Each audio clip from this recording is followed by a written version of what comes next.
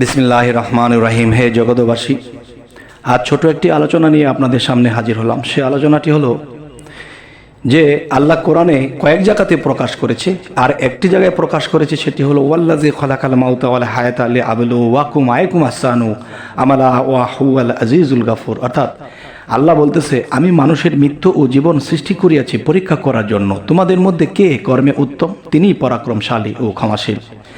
তাহলে আজকের যে কথাটি হলো যে আল্লাহ আমাদের মৃত্যু ও জীবন কেন সৃষ্টি করেছেন? পরীক্ষা করার জন্য। এখন দেখা গেছে আমি দেখা গেছে স্কুল কলেজে আমরা ভর্তি হয়েছি, সেখানে পরীক্ষা দিতে গিয়েছি।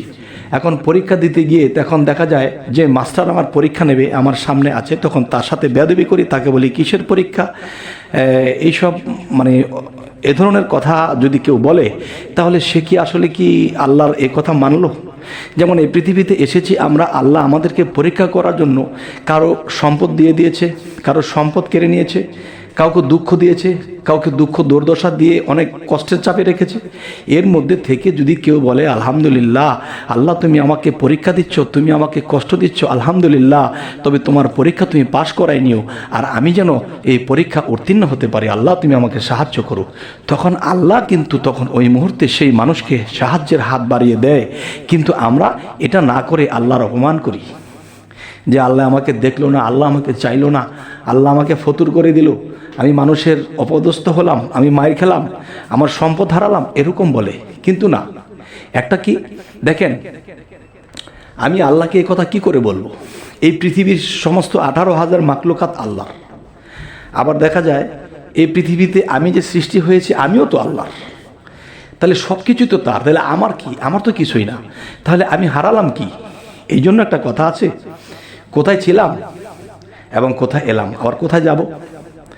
তাহলে আমি তার সৃষ্টি, আমি এখানে পরীক্ষা দিতে এসেছি, এবং এই পরীক্ষা শেষে তিনি আমাকে উত্তীর্ণ করে নিয়ে যাবেন।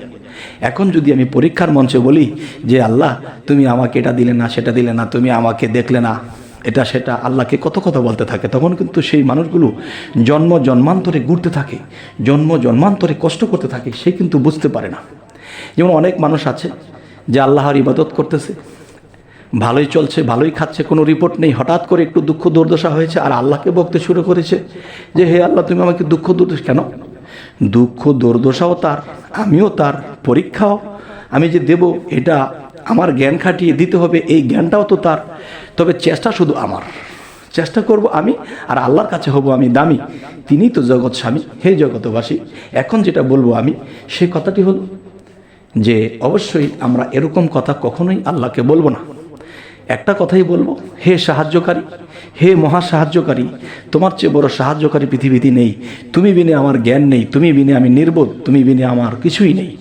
তখন তুমি যদি দয়া করে আমাকে পাশ করিয়ে দাও, দয়া করে তুমি যদি আমাকে সাহায্য করে দাও, এইভাবে যখন মানুষ বলতে থাকে, তখন সে যদি শিক্ষিত কম হয়, জ্ঞানী কম হয়, তাকে কি করে আল্লাহ সেই রব্বি জিদনি ইলমা, রব্বি জিদনি ইলমার মাধ্যমে তাকে জ্ঞান দান করে এবং তাকে পাশ করিয়ে তাকে উত্তীর্ণ করে আল্লাহ নিয়ে যায়। সুবহানাল্লাহ, আলহামদুলিল্লাহ। হে জগতবাসী, আমরা এরকম ভুল কাজ, এরকম ভুল কথা কখনোই বলবো না। তবে আজকের যে আলোচনাটি, যেই কথাটি আজকে বোঝাতে চাচ্ছি, সেই কথার মূল হলো যে আল্লাহ যখন যে অবস্থায় রাখে আলহামদুলিল্লাহ বলবো এবং তার সাহায্য কামনা করব, এবং আমাদের কর্ম আমল দিয়ে আমরা অগ্রসর হতে থাকব, তবেই আমাদের একটা কুল দিক হয়ে যাবে। আর আমি যদি আমার উপরে ভর করি যে আমি সব পারবো, তাহলে কিন্তু পারবো না। আমার থাকবে চেষ্টা, আল্লাহ করবে কাজটা, তখনই আমার সব কিছু ঠিক হয়ে যাবে। তো আজকে ছোটোখাটো করেই আলোচনাটি করলাম, তবে কেমন লাগলো অবশ্যই জানাবেন, এবং কী ধরনের আলোচনা আপনারা সামনে চাচ্ছেন তাও জানাবেন, এবং আমাদের চ্যানেলটিকে সাবস্ক্রাইব করে পাশে থেকে যাবেন, যাতে পরবর্তীতে আপনাদের সাথে আবার সাক্ষাৎ হয়ে যায়। তো সকলেই ভালো থাকবেন, আল্লাহ হাফিজ।